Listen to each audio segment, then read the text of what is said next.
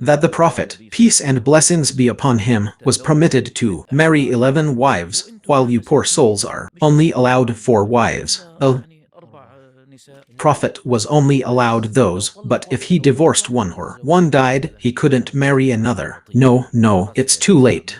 Needs to be repeated slowly. It's over, folks. It's clear. He was a brilliant, knowledgeable, and learned person. Some people ask, justifying the Prophet's marriage to this large number of women by saying it was for sexual motives and lust. God forbid. This whole women's file thing, whoever opens it wants to say in the end that she was a lustful person, diminishes his stature. So why 4 more? Why not 1? Why not 7? Before Islam, polygamy was unlimited, one after another. Love.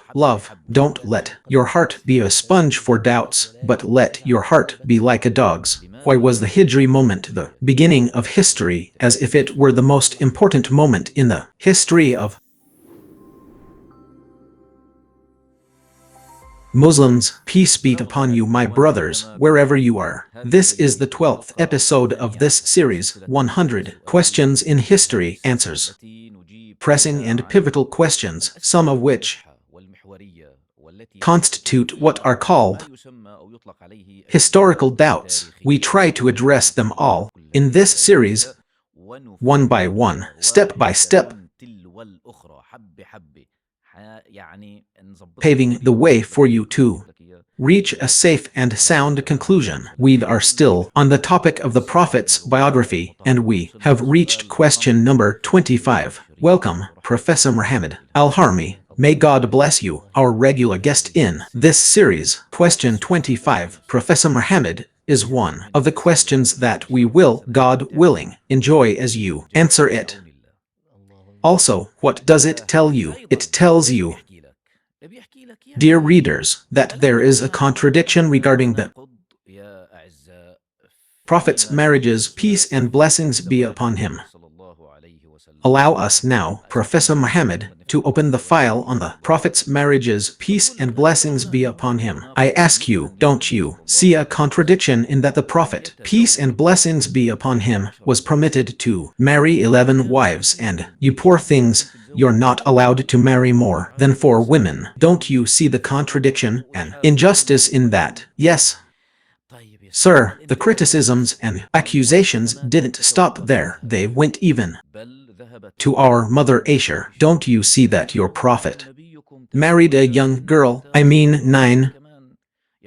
Let's accept that. 11. Let's accept that. Another young girl? It doesn't make sense. And the accusations didn't stop there either. They said he also married concubines. How is that possible? What kind of prophet is this? So, some people were genuinely confused and bewildered, and this whole issue of the Prophet's marriages, peace and blessings be upon him, became full of talk and controversy. So, Professor Muhammad, how do we clarify? Yes, in the name of God, the most gracious, the most merciful, and peace and blessings be upon the messenger of God, his family, his companions, and those who follow him. You opened a minefield, and under every word, you find a mine and a suspicion. So, where do we start? By the way, there's another small point, and some people are saying, justifying the Prophet's marriages, peace and blessings be upon him, to this number. A majority of women are driven by sexual and lustful motives. God forbid. I mean, I don't want to forget that. So, that's what it is. Yes, okay,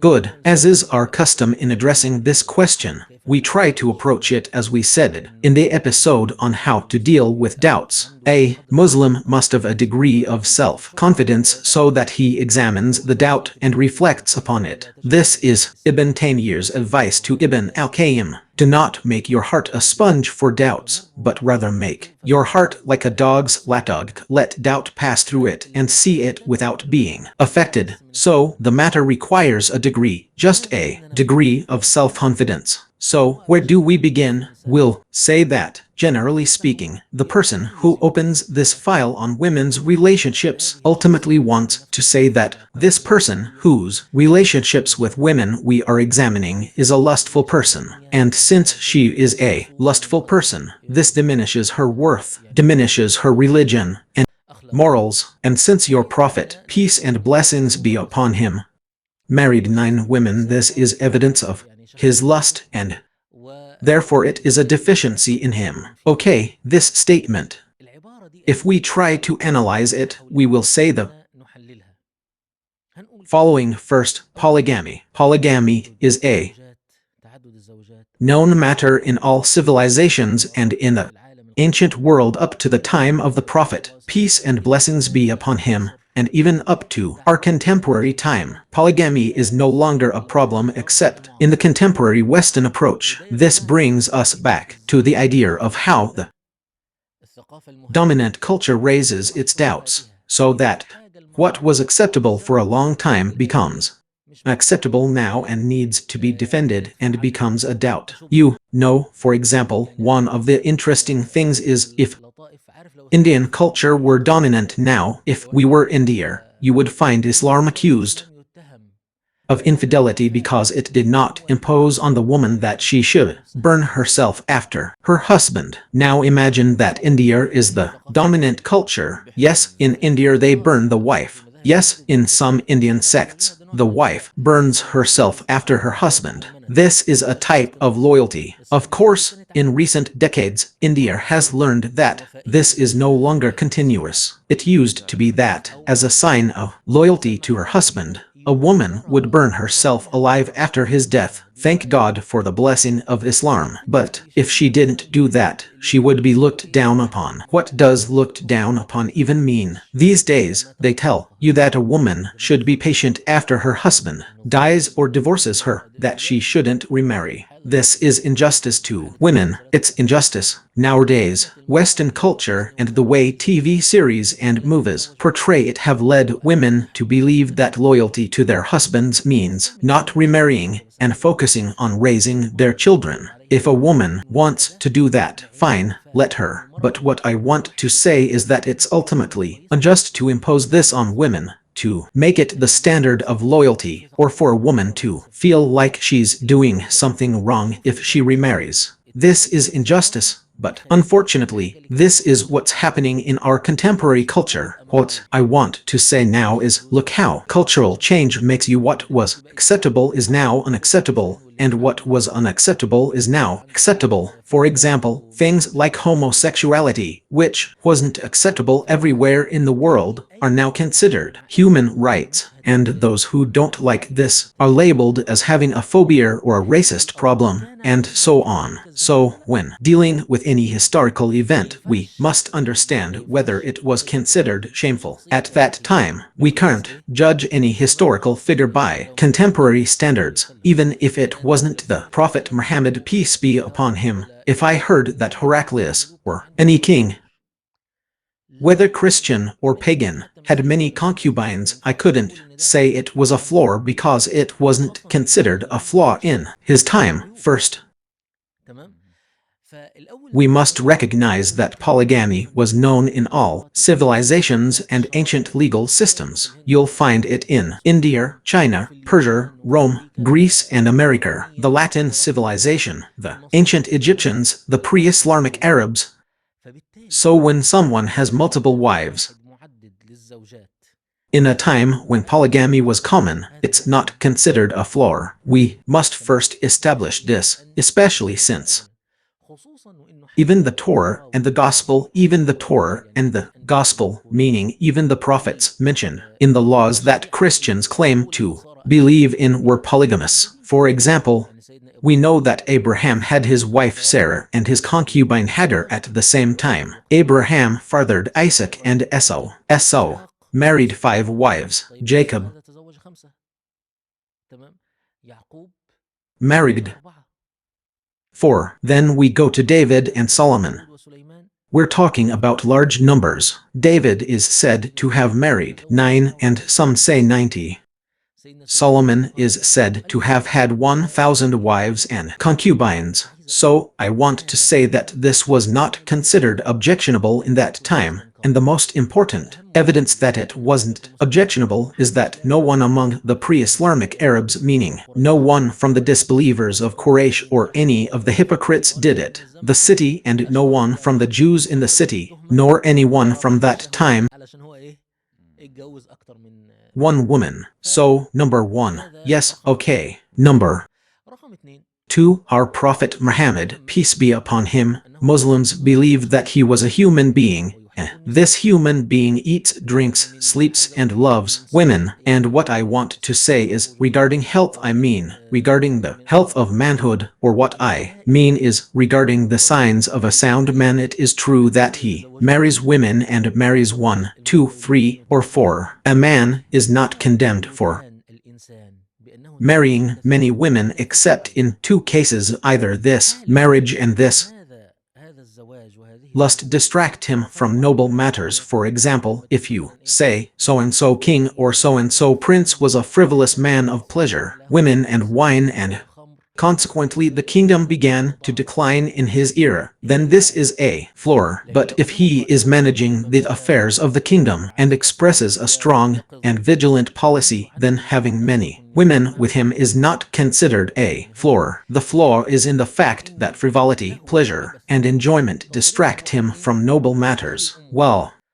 this is something that cannot be. This accusation is leveled against the Prophet, peace and blessings be upon him, because he is the one who achieved the greatest historical feat. He transformed his nation from a fragmented and weakened one into a dominant force in a short time, enabling it to control the world. Therefore, it cannot be said that women distracted the Prophet, peace and blessings be upon him, from noble matters, or that he was preoccupied with pleasure. A man can be condemned for being preoccupied with women, meaning if he has blondes, fair-skinned women, and black women, and he might be condemned for this if his pleasures became a distraction from what is truly important. This is impossible, however, as it could not distract him from noble matters or corrupt his character. His character and morals would not be lowered, and this cannot be attributed to the Prophet, peace and blessings be upon him. His wives did not distract him from noble matters, nor did they tarnish his refined and exalted character, peace and blessings be upon him. Therefore, even if the Prophet, peace and blessings be upon him, had married 90, 100, 200, or 300 women, this would not be considered a flaw or a defect in him, peace and blessings be upon him. This is one of the signs of his manhood, and this is also number 2. Let's establish these logical principles because they will be useful later. I'm not here to defend the Prophet, peace and blessings be upon him,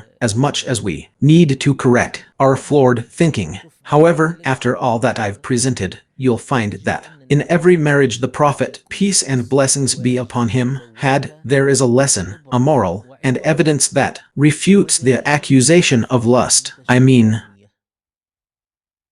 if the Prophet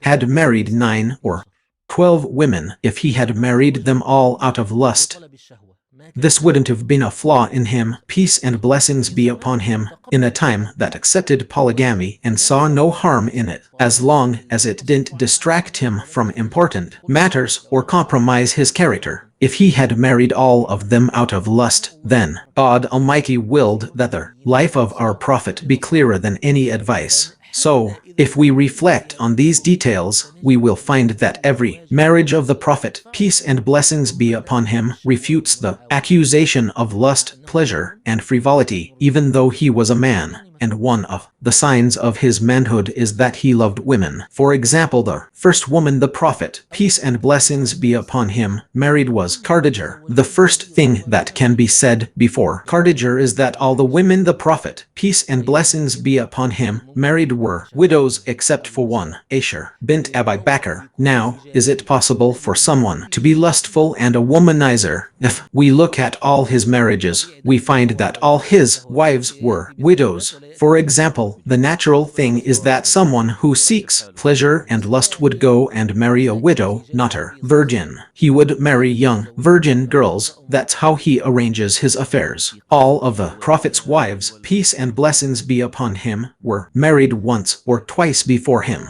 This alone completely refutes the story of lust and completely. Now let's talk about the first marriage the Prophet, peace and blessings be upon him, had. He married Khadijah, may God be pleased with her, when he was 25 years.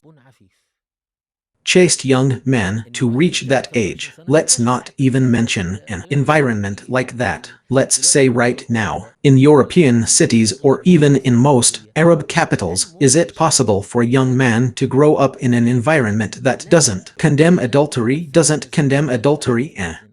allows a young man to befriend girls and have sexual relations with them? Or is it possible for a young man to reach 25 years old in such an environment without ever approaching a woman? Absolutely not. The Prophet, peace and blessings be upon him, was in this environment without a message sent to him, without revelation descending upon him, in an environment that allowed this, yet it is not known that he ever approached a woman. The first time he married, he was 25 years old. Now, the age of Khadijah, whom he married, is subject to two narrations. Either she was 8 years old or she was 40 years old, and the more accurate of the two is that she was 28 years old. That is, when he married his first wife, she was older than him in age. She spent 15 years with him.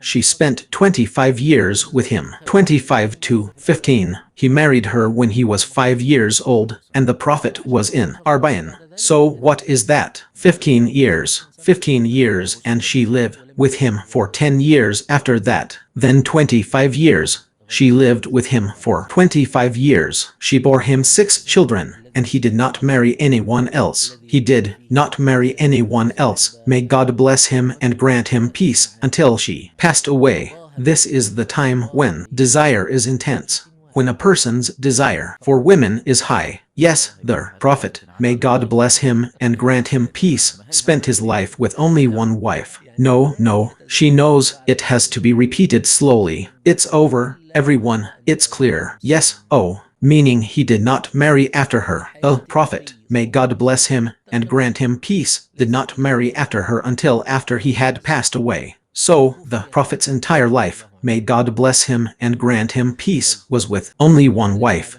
and she was older than him. She passed away, may God be pleased with her. Yes, okay. Now let's go to the one after her, the Lady Sorder bint Zamr. The Lady Sorder bint Zamr was also older than him. She was 15 years old. He was 15, and she was 15. So, why did he marry her? She was tall. What prompted him to marry her? Because Lady Sorder was a woman who embraced Islam among her tribe, Banu Amir ibn Lay. She and her husband were the only ones who converted. The rest of her people remained disbelievers. Her husband, Sakr ibn Amr, took her to Abyssinia. He migrated with her to Abyssinia and then returned. On his way back he died, leaving her a Muslim among her disbelieving people.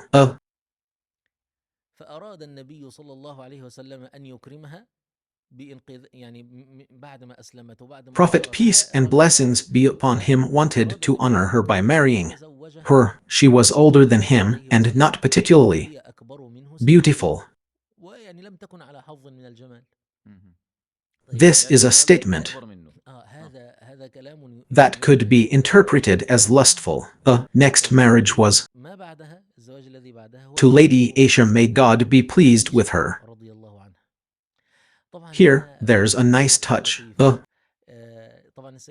Prophet, peace and blessings be upon him, married Lady Aisha, may God be pleased with her, when she was 6 years old, but he consummated the marriage when she was 9, after his migration to Medina. Here you find the owner.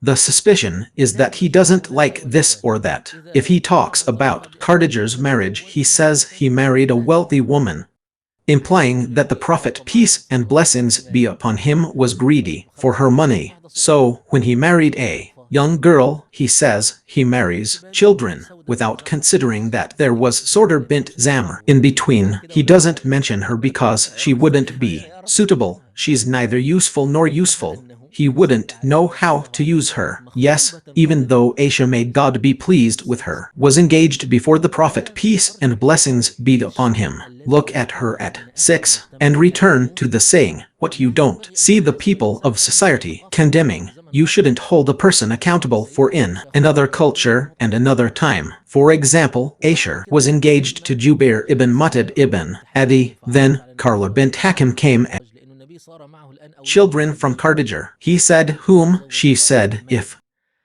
you want a virgin, and if you want a widow, and she suggested the virgin, Aisha, and the widow Sorter bint Zamr said, remember what I have to do. So she went to Sue and went to Abu Bakr. Abu Bakr, may God be pleased with him, mentioned that she was engaged to his son, Jubair ibn Mut'im. I'm telling you, look, she's at this age and engaged. So when Abu Bakr went to Mut'im ibn Adi, he saw his wife, who was the mother of the groom. She was saying to him, O Abu Bakr, perhaps if you marry your daughter to us, meaning if we give you our son, you will involve him in what you are doing and corrupt him for us. She was afraid now that he would get involved. So he looked at him and said, and what do you say? He was talking to the groom himself, saying, she says that, meaning he was agreeing with his mother. So Abu Bakr responded to them, what is their request? So it was not considered strange at that time to marry a girl at this age, and the proof is that before the Prophet came, she was engaged. Then the Prophet, may God bless him and grant him peace, married her. He did not consummate the marriage until she was 9, and at that time, in that environment, a girl of 9 was suitable for marriage. In fact, in our environments, I know from our old relatives, meaning from those who got married when she was at 10, 11, and 12, this existed in our environment. It was a state of complete maturity. Let's say this existed in our environment before the West entered. And the truth, Sheikh Murad, is that the West permits sex after 7, 8, and 9, but doesn't allow marriage until after 18. Yes, this is the hypocrisy of the West, a reality regarding women. For example, when Macron provides birth control pills for schoolgirls, and when you find girls as young as 9 and 10. If we accept this, then this exists. It's the reality now. Look at the West. There is extreme hypocrisy in these matters. They even allow multiple mistresses because it's personal freedom, and they prohibit polygamy because it's for the woman's benefit. How do you explain this? It's hypocrisy.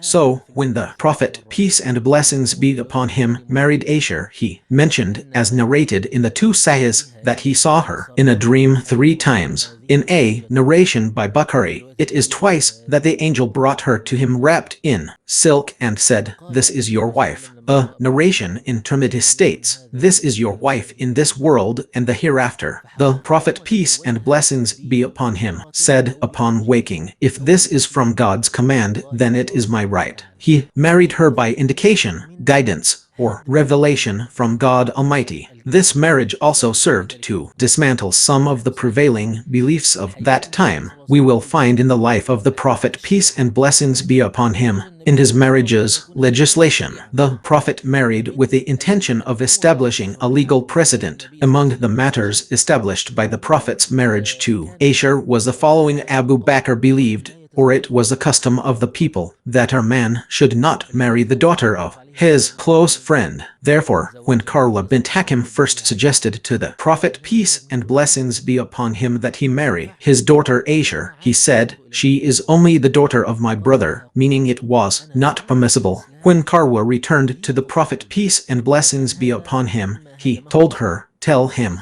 I am your brother in Islam, and she is suitable for me. This was one of the things Islam dismantled: marriage to the daughter of her close friend. The Prophet, peace and blessings be upon him, married her in Shawwal and consummated the marriage in Shawwal. The Arabs disliked such marriages. In Shawwal, it was believed that Shawwal was an unlucky month associated with plagues, and therefore no one would get married during it. To break this custom, the Prophet, peace and blessings be upon him, married in Shawwal and consummated his marriage in Shawwal. So that's 3 women the Prophet, peace and blessings be upon him, married. Now let's move to the second stage, which is the stage of Medina. We're talking about Mecca. Yes, marriage took place in Mecca. So all these women were married by their Prophet in Mecca. Now let's go to Medina. We'll find 3 women whom the Prophet, peace and blessings be upon him, married after their husbands died as martyrs. The first of them was Hafsa bint Umar ibn al-Khattab. She had been engaged before him to a man named Hudayfar ibn Qunais, who was wounded at Badr.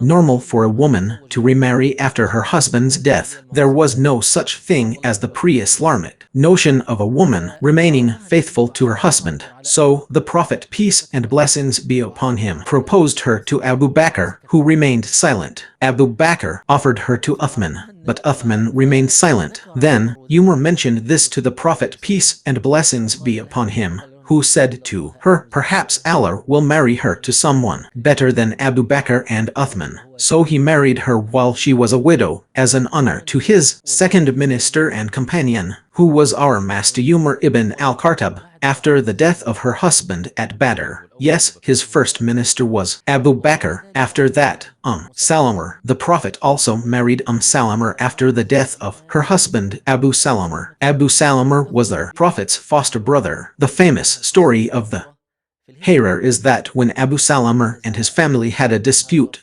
they took her son from her. She wept for a whole year, saying, I do not know of any house in Islam that suffered like the house of Abu Salamah. So the Prophet, peace and blessings be upon him, also married her after the death of her husband Abu Salamah, who was his foster brother, and who was next he married after her. Yes, now we mentioned Hind, who is Salamah, and after her he married Juwayriya bint al-Harith, a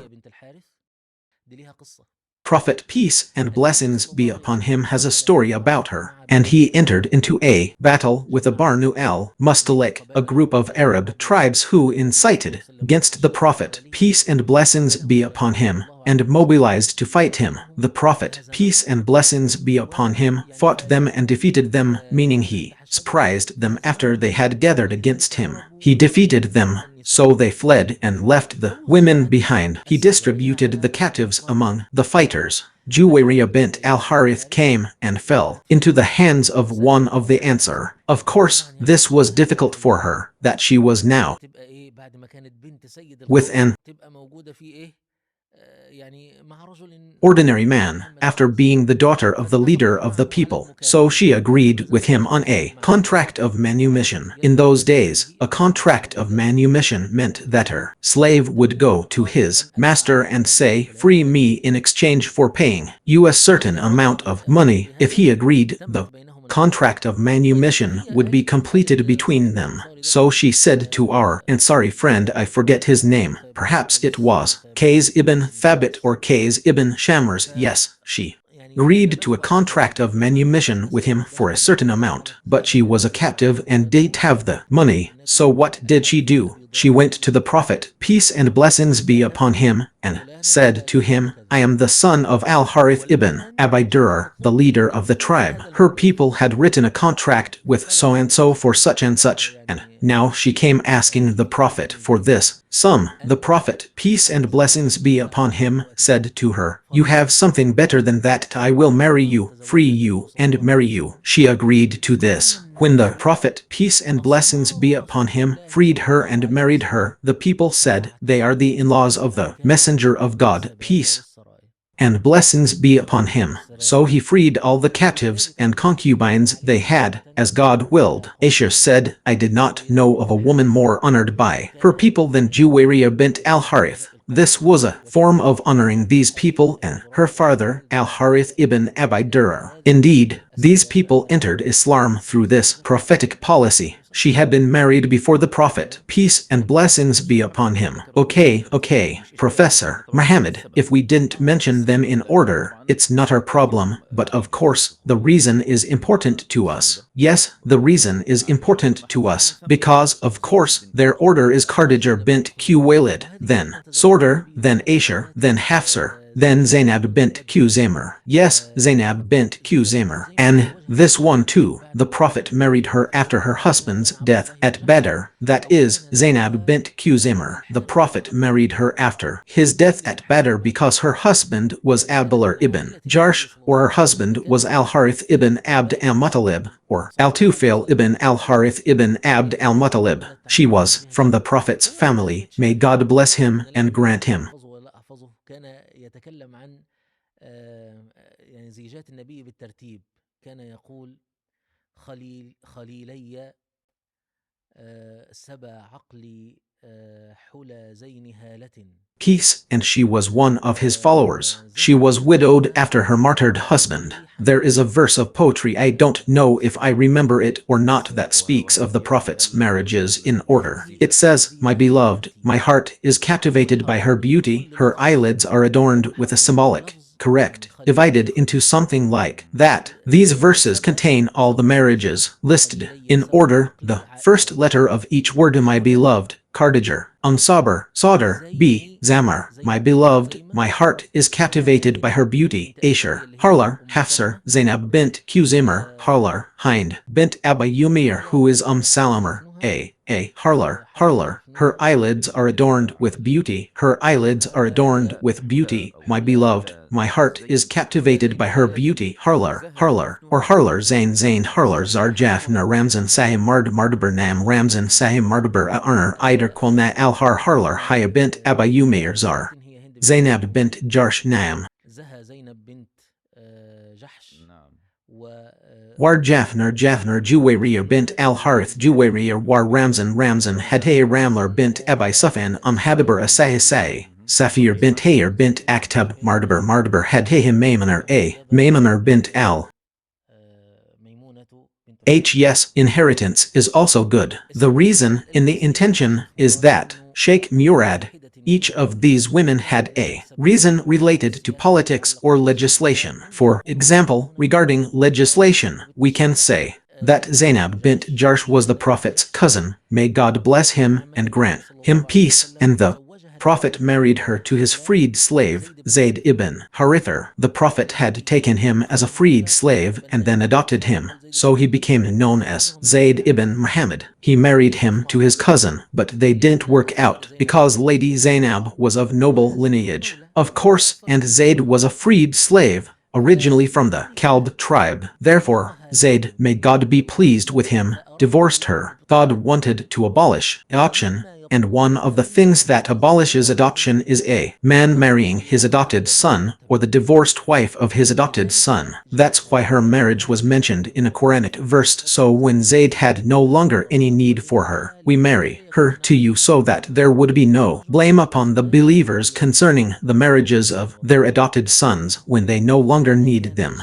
This was legislation, and that's why Lady Zainab was proud that she was married by the command of God, the Blessed and Exalted. We marry her to you, that's all. This was from legislation, and also from politics, is the Prophet's marriage to Safiyya bint Hayy ibn Akhtab. We mentioned Hayy ibn Akhtab, who intended to be an enemy of the Prophet until his death. When Khaybar was conquered, Safiyya was among the captives. She had already been married before the Prophet, either to one or two men. She was married to Rabbi ibn Kinana ibn Abi al-Hukayk.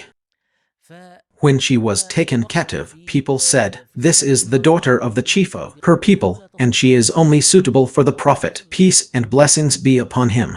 This was out of respect for her, as she was the daughter of the chief of her people. A Prophet, peace and blessings be upon him, took her for himself. Maymunah bint al-Harith also had family ties with the Prophet, peace and blessings be upon him. She was in Mecca, and when the Prophet went for the Umrah of Carter, he wanted to marry someone from Mecca to alleviate this tension.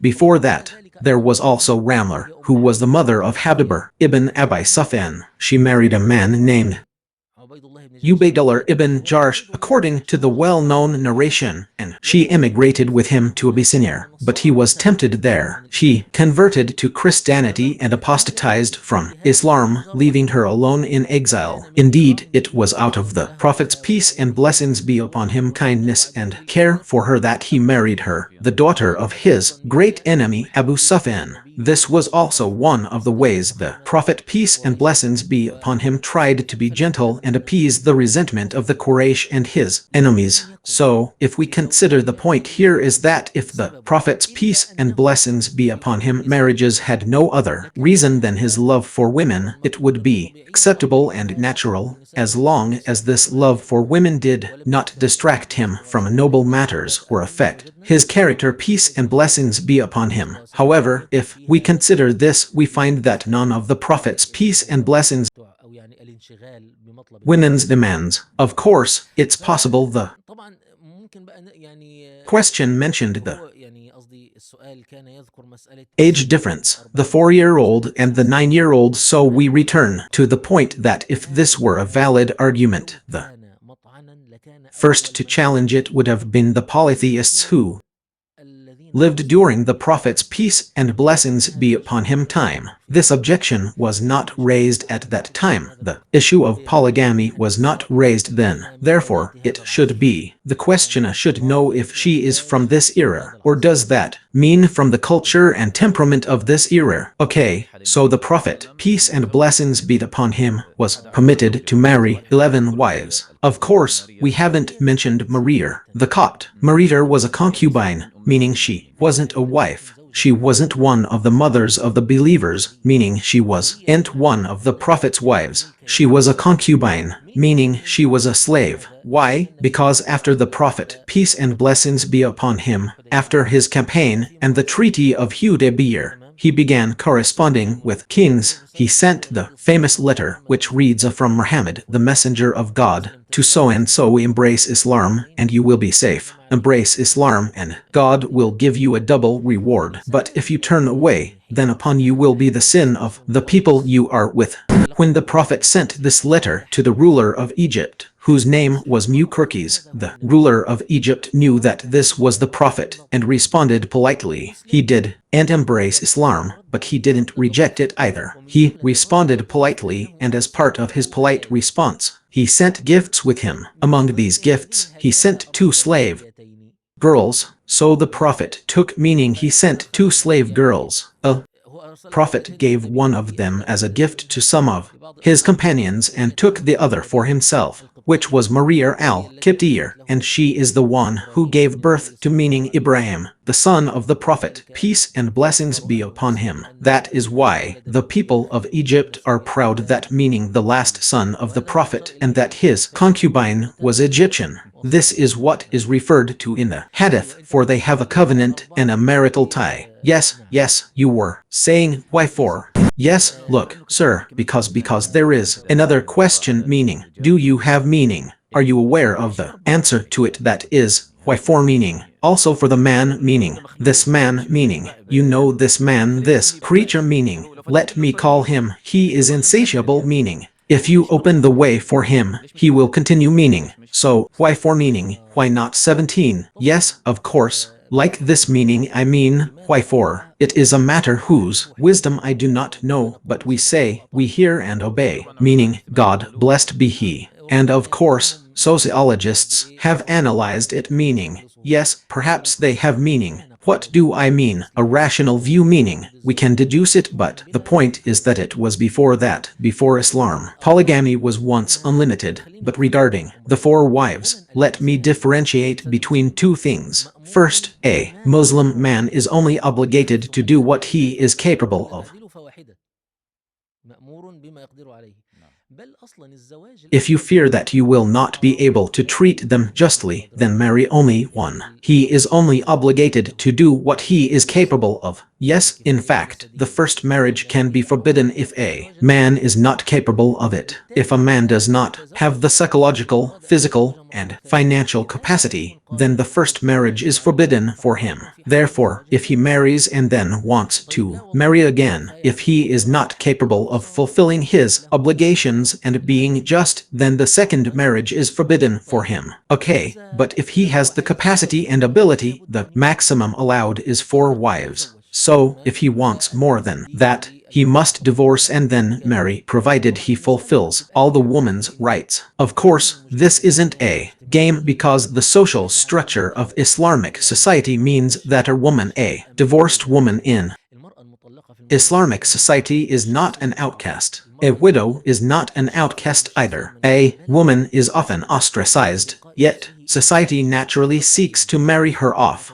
This is the norm in Islamic society, a cohesive society. Marrying divorced women and widows is something people rush to do. If a man's wife becomes a widow, it's his social and moral duty to marry her. So, what I want to say is that in our contemporary reality, because we live in a materialistic world, of women has been lifted. People say women are like boys and girls are like boys, and this nonsense is what has actually pushed women into the world to face its challenges alone. They tell them, you're an independent, strong woman, when, in reality, women weren't created for this. They weren't created to face life's hardships and difficulties. But what I mean is that the culture that has developed in our time is that every woman is responsible for herself, and she is even restricted if she wants to remarry after her husband. In Islamic society, this isn't the case. In Islamic society, a woman is always under the protection of her man. If he is her husband, that's a blessing. If not, it's her father, her brother, her guardian. The sheikh of her tribe would not be under the sultan's protection, but a woman would be responsible for her own expenses and managing her own affairs. Glory be to God. Islam honors women. Glory be to God. So now, what I mean is, when you hear that if a man, I mean a man who marries and divorces frequently, I want to say that perhaps the modern mindset doesn't grasp this and sees it as a kind of absurdity. I want to say that this was normal in a typical Islamic society because the woman wasn't harmed by it at all. The woman wasn't harmed because she returned to her family, her clan, and her tribe. For example, it's well known that among the companions who married frequently was our master al-Hasan ibn Ali ibn Abi Talib. Our master Ali used to advise people to marry al-Hasan because he was a man who married and divorced frequently. So they would say to him, by God, we will marry him off because he is one of the Prophet's descendants, peace and blessings be upon him. Meaning, for our daughter to bear someone from the Prophet's lineage, peace and blessings be upon him, is an honor for us. So they would marry them off despite this trait. So here, I mean, the maximum number of wives is 4. That's the limit. The maximum number of wives permitted by Islamic law is fine, but that's a limit on the number. Our Prophet, peace and blessings be upon him, restricted himself to a specific number, as the scholars say. God Almighty permitted him these wives, then said to him, it is not lawful for you to marry more women after this, nor to exchange them for other wives. Meaning, the Prophet wasn't allowed 9 wives, meaning he could divorce and remarry within that limit. No, the Prophet was only allowed these 9. If he divorced one or one died, he couldn't marry another. Therefore, the flexibility for Muslims was greater than the flexibility for the Prophet, peace and blessings be upon him. It's true that this restriction was thus limited for the Prophet, peace and blessings be upon him, while there was flexibility for Muslims. A Muslim can now, of course, with certain conditions, meaning he can divorce and remarry, and if he dies he can marry another. It's true that if things don't work out he can go, but the Prophet, peace and blessings be upon him, was limited in this regard. These are the specificities of marriage for the Prophet, peace and blessings be upon him. We tend to believe that it had a purpose, either political or legislative, For example, when we consider how Lady Aisha, may God be pleased with her, was treated, I try to imagine Lady Aisha when the angel came to her in a dream and said to her, "This is your wife, Lady Aisha." Aisha is a very, very important figure. Lady Aisha was extremely intelligent, brilliant, and knowledgeable in Islamic jurisprudence. You see God's wisdom in the Prophet being her only husband, and in her being with him from the very beginning of his time in Medina. She witnessed all aspects of the Prophet's life because she was a brilliant, knowledgeable, and insightful individual who asked questions. Much of the knowledge we acquired from Aisha. You know that Aisha was among the most prolific narrators of hadith. When we say who the most prolific narrators of hadith are, there are 7, including Aisha, as Al-Sayyuti stated in his Al-Thiyar. The most prolific narrators of hadith are Abu Hurairah, followed by Ibn Umar, Anas, Ibn Malik, Ibn Abbas, Al-Qadri, Abu Sa'id Al-Qadri, Jabir, and the Prophet's wife. These are the most prolific narrators of hadith, numbering in the thousand, as Jamal al-Din ibn al-Zahir said. 7 companions, numbering over 1,000, transmitted hadith from the chosen one, the best of Mudar Abu Hurairah, Sard, Jabir, Anas, his friend Ibn Abbas, and Ibn Umar. So, Aisha was a prolific narrator. From the narration of the hadith, she had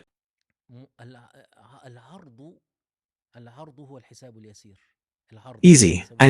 Look at the question. The scholar here, she was asking him, there are 2 conflicting pieces of evidence. When the Prophet said, people will be resurrected on the day of judgment barefoot, naked, and uncircumcised, Aisha would say, O Messenger of God, will men and women be looking at each other? He would reply, O Aisha, the matter is greater than this horror. Look, these are questions from a scholar, not just questions. That's why al-Zuhri, Imam Muhammad ibn Shihab al-Zuhri, said, Aisha is the most knowledgeable of women. If the knowledge of all women were combined with the knowledge of Aisha, her knowledge would still outweigh it. There was no one like Awar ibn al-Zubair, who was her nephew. They used to say to him, how eloquent you are, Abu Abdullah, you have so much knowledge. He would quote a lot of poetry. He said, so what? If you saw Aisha, nothing happened to her without her composing poetry about it. Glory be to God. Indeed, Aisha, for example, received news of Ali's death and said she cast down her staff and settled down, just as the traveler's eye is gladdened by his return.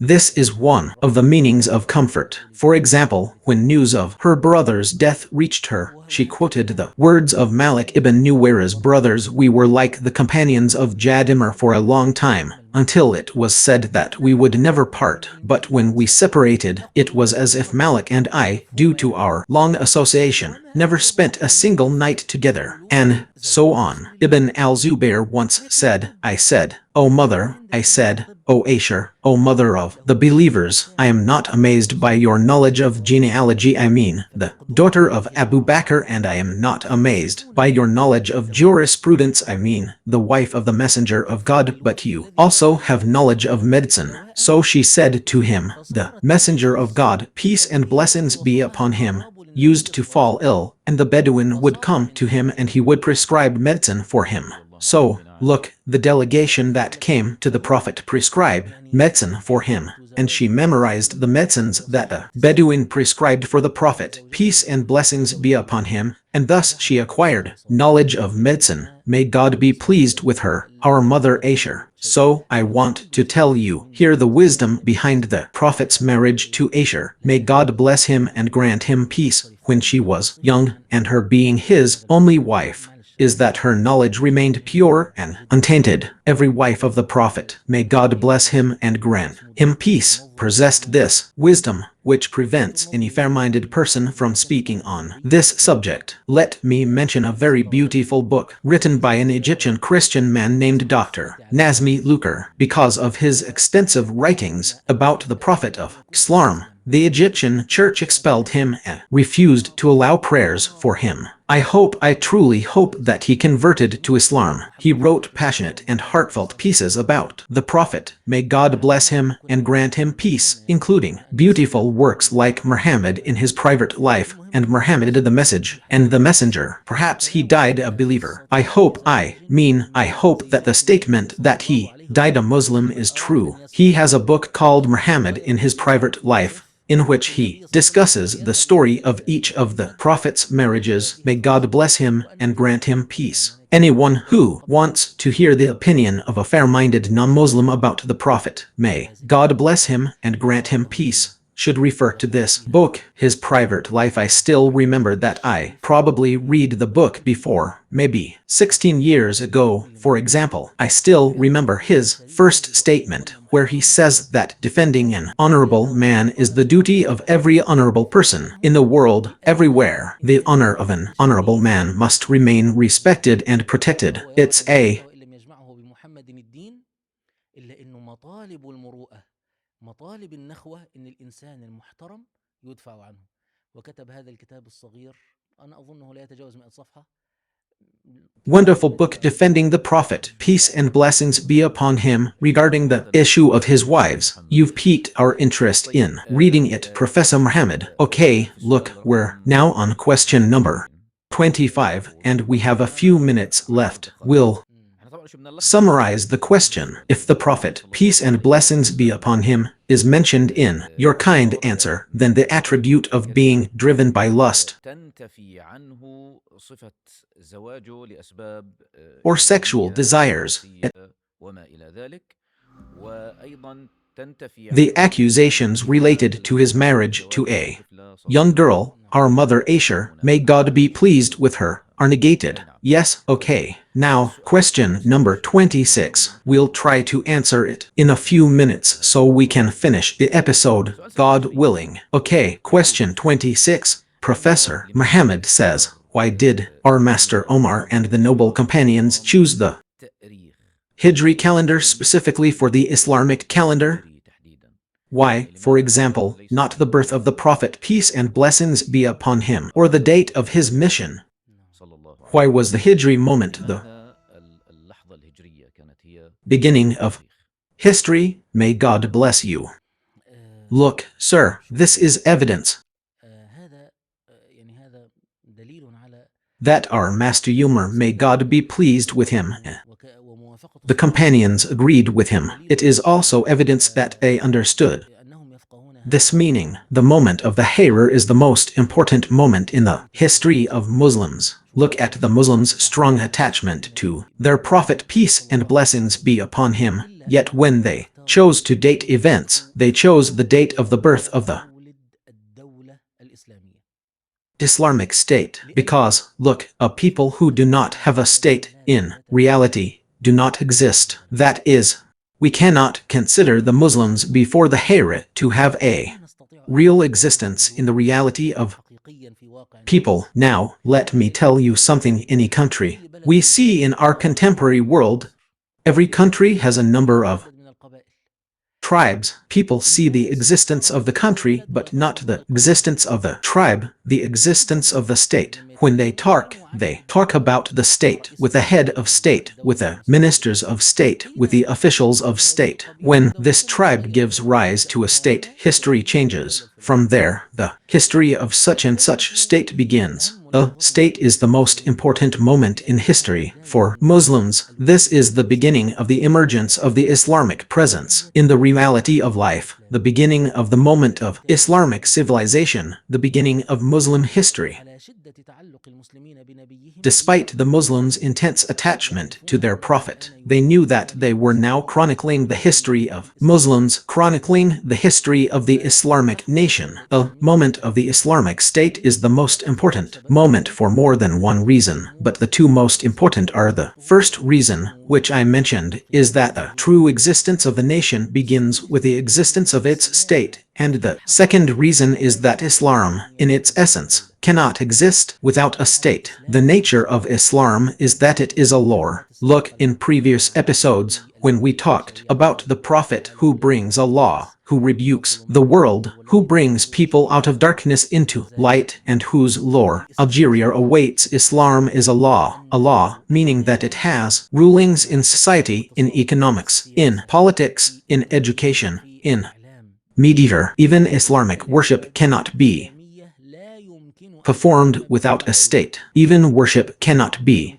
performed without a state. That is, in order for prayer to be established, there must be an authority to oversee the mosques and appoint muezzins if the people of the town do not perform it, and to hold accountable those who do not pray in the Islamic community. Prayer is an obligation. People must pray. This is one of the verses, one of the legal duties, one of the duties of citizenship. In modern terms, it means zakat. There must be a state to collect zakat from people, which is God's right in wealth. If there were no state, zakat would not be collected. Similarly, during Ramadan, there must be a state to cite the new moon, call for fasting, and ensure people's prayers in mosques. There must be mosques that ensure prayers are held and punish those who break their fast openly during Ramadan. And Hajj is clear.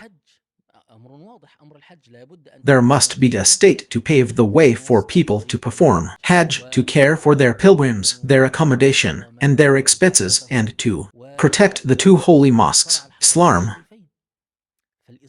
by its very nature, both in its legislation and its worship, requires a state. And you know, brother Murad, I can tell you that this moment of the hair is the moment that disturbs secularists and indeed all enemies of Islam, because there are currently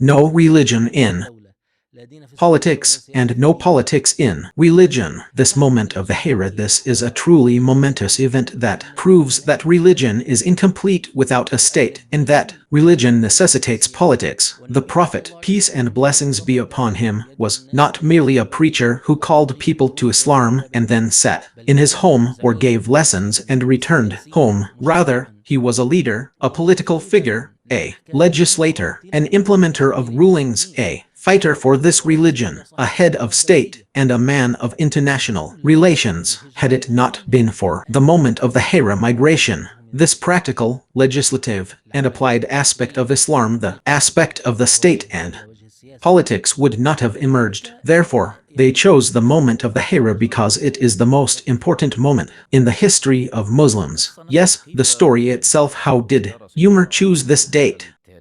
Umar's foresight was remarkable. With the expansion of the Islamic State, as we mentioned, people used to date events by way of chronology. They would say, a year after this, a year before that, and so on. When the state expanded during the time of Umar ibn al-Khattab, may God be pleased with him, and governors were appointed over the provinces and letters were exchanged, he would receive them and ask for their correspondence. He wanted to know what had happened. When did this happen? They would say, for example, Rajab, Shaban, Safar. Then he would say, which Rajab of this year, Rajab of the year before. This is where the concept of the year began. The Arabs knew months, but the concept of years began to be used to organize the administration of the state, the outgoing messages, and so on. When our master, Umar, established the Diwan's administrative departments, this was the moment when the discussion began. So, where do we date events? What is the first year? Here, our master Umar's opinion, which the companions agreed upon, was that it should be from the Hira migration of the Prophet, peace and blessings be upon him, because it was the moment when the Islamic State, the Muslim state, was established. Look, subhanallah, glory be to God, how our master Umar was. His administrative mindset was not ordinary. He always had a logic like this. I've put it this way: for our master Umar, strength, justice, and mercy. Yes, subhanallah, glory be to God. If strength is not controlled by mercy, it becomes oppression, and if justice is not protected by strength, it is lost, meaning it is violated. So, this was the 12th episode, Professor Muhammad. We continue our discussion on the pure biography of the Prophet Muhammad, peace be upon him. And with that, we have presented the 16th question in this blessed series, 100 Questions in History for Young People, in which we answer pressing and important questions about our Islamic history. Until we meet again in the next episode of this series, may God protect you. To watch more programs about Islamic history and to learn about its events, victories, defeats, leaders and scholars, its events and secrets, governance, politics, wars and battles, all you have to do is follow our YouTube channel, Our History. Our history stretches from the furthest point in the past to the furthest point in the future. We bring history to life.